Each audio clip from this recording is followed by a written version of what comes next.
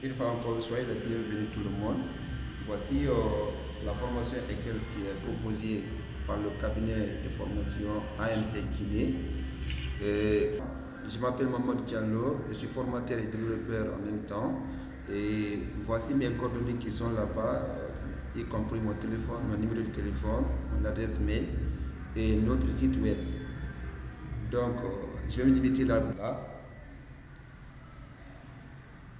Voilà, donc l'objectif de la formation c'est quoi? L'objectif général, V me permettre d'abord. L'objectif général de cette formation, la formation vous permettra de voir ou revoir les bonnes pratiques fondamentales pour gagner en efficacité. Donc l'outil Excel, c'est un outil qui est très avancé, si tu as la maîtrise. Pour ces raisons pour lesquelles on a lancé la formation Excel avancée. Donc voici l'objectif de la formation. Après, la formation elle est basée sur la pratique. C'est axé sur la pratique, 100% dédié. Et je vais vous mettre graphe de la répartition de la formation. Nous avons 20% de la théorie et 80% de la pratique.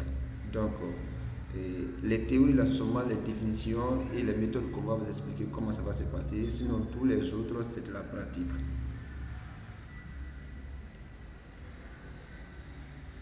Après, nous avons le programme de la formation maintenant. Mais avant d'entamer le programme, nous allons voir d'abord les prérequis.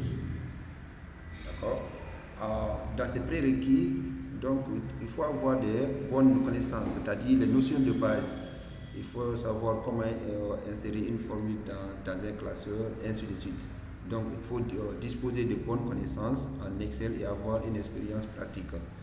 L'expérience, là, ce n'est pas obligatoire, mais il faut être initié pour suivre la formation Excel avancée. Donc, les publics ciblés, nous avons les utilisateurs ayant des solides connaissances, c'est-à-dire ceux qui ont un peu travaillé avec l'outil, et de l'expérience sur Excel qui désire utiliser les fonctionnalités complexes du produit, c'est-à-dire qui veut évoluer en avant, utiliser des fonctions de plus sophistiquées pour qu'ils aient un résultat efficace. Bien, maintenant nous allons se diriger directement sur le contenu du programme. En grand 1, nous allons voir les outils d'exploitation, comme on appelle exploiter des outils de gain de temps. Dans ces modules, nous allons voir comment créer des formats personnalisés. Les formats personnalisés, c'est très simple de les créer et ça nous gagne du temps aussi. Voilà, nous allons définir des règles de mise en forme conditionnelle et ça c'est beaucoup utilisé encore. Et en troisième position, nous allons voir comment faciliter et contrôler la saisie avec la validation de données. Par exemple, dans une cellule, je veux uniquement qu'on saisit un nombre commençant de 10 qui se trouve dans l'intervalle de 10 avant. À part de ça, si tu saisis d'autres nombres, je refuse. C'est ça qu'on appelle contrôle de la saisie. En deuxième point, nous allons voir comment construire des formules de calcul simples et élaborées. Dans ce deuxième module, nous allons voir comment maîtriser la recopie de formules, parce qu'il y a de ces formules, quand tu recopies, il se peut qu'il y a des erreurs de calcul qui vont se répéter. Donc, comment résoudre ces problèmes-là? Dans ce cas, nous allons voir les références relatives, et références absolues ou références mixtes. C'est-à-dire, vous voyez les syntaxes, nous allons utiliser tout ça là. Quand texte, on utilise dollar et quand texte, on n'utilise pas dollar. Nous allons essayer de détailler ça. Après, nous allons voir comment fiabiliser les calculs, c'est-à-dire nommer des cellules ou des plages de cellules. Par exemple, si vous prenez la liste des ventes, et dans une colonne, on donne par exemple un tableau qui comporte désignation de produits, prix unitaire et puis maintenant les montants. Et on vous dit de faire la somme de ces montants-là. Au lieu de venir utiliser fonction somme, on peut renommer directement la plage là. Donc on utilise directement la fonction somme. On appelle le nom qu'on a donné à cette plage et puis on calcule. Automatiquement, il va nous envoyer les résultats. C'est très simple et vous allez les voir. Après, nous allons voir comment mettre en place des conditions simples. Les conditions simples, complexes aussi, imbriquées. Les conditions qu'on va utiliser ensemble, il y a plusieurs conditions, mais ce qu'on va utiliser, on va utiliser la condition si, la condition ou, la condition et la condition est vide. Donc, ce sont les conditions là qu'on va utiliser. Et vous allez le voir comment utiliser, c'est très simple aussi.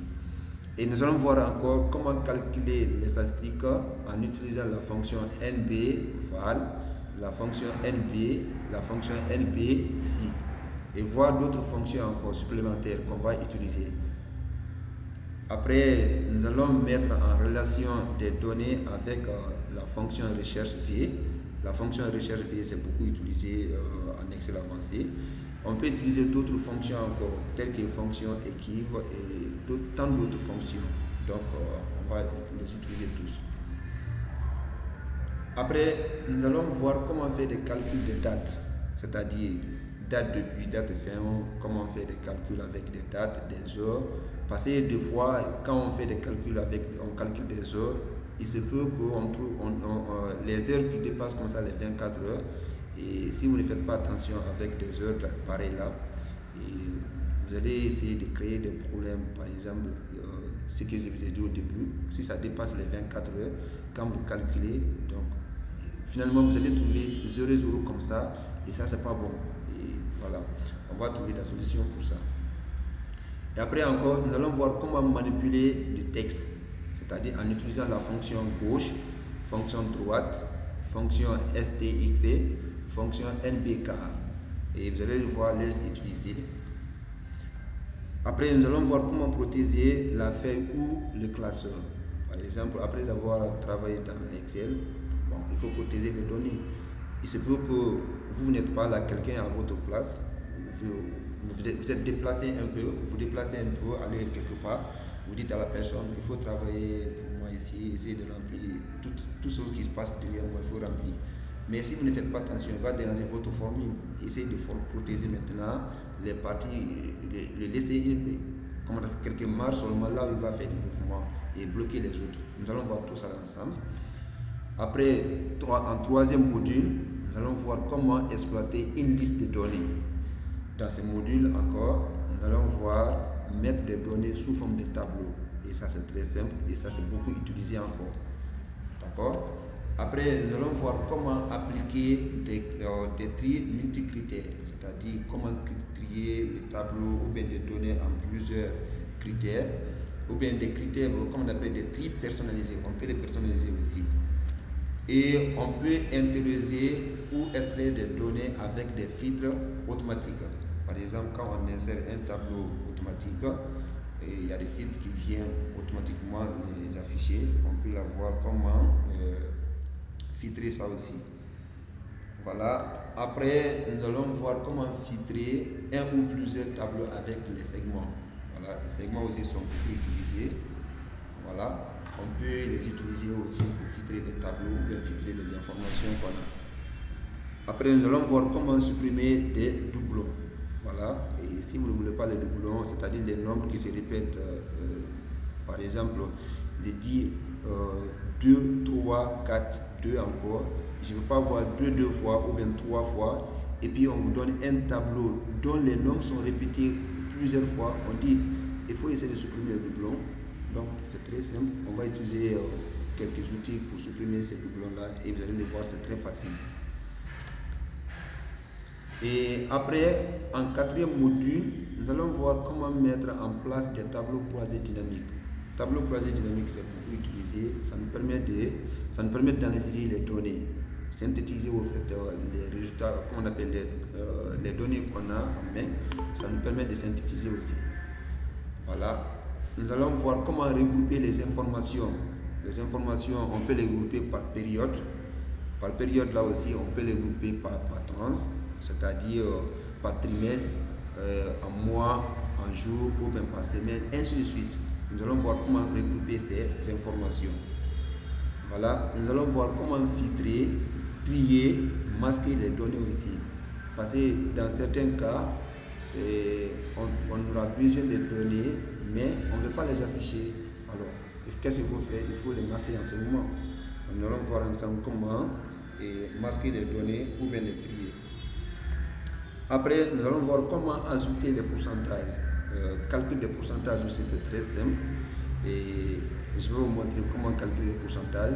Et il y a certains d'entre vous qui connaissent très bien mieux que moi. Donc, le calcul des pourcentages, c'est très simple. Mathématiquement, on peut le faire, mais pour certains, pour faire avec l'outil Excel, c'est pas comme de la mathématique.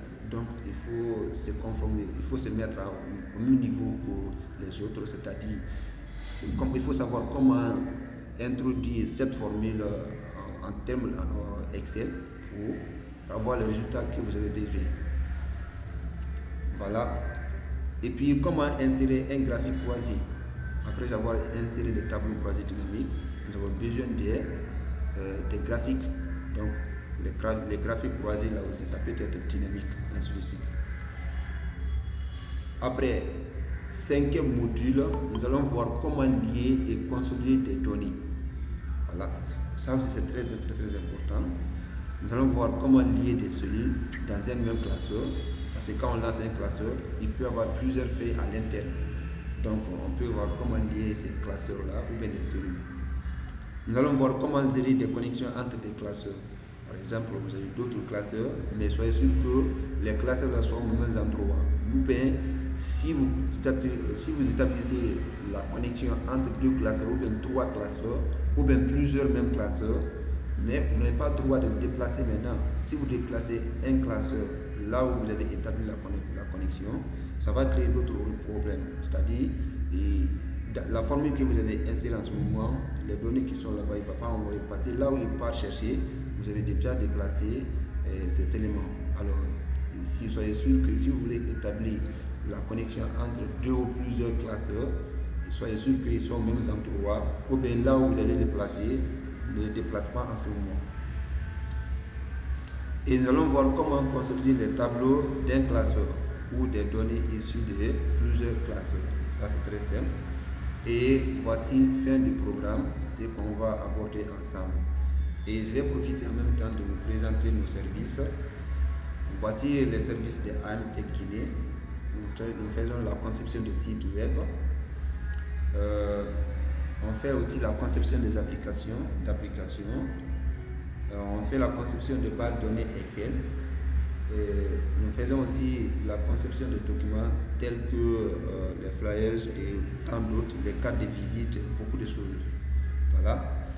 Et nous faisons aussi la formation et en dernière position, nous faisons aussi la décoration telle que les t-shirts, casquettes, taches, etc. Voilà un peu ce qui nous concerne.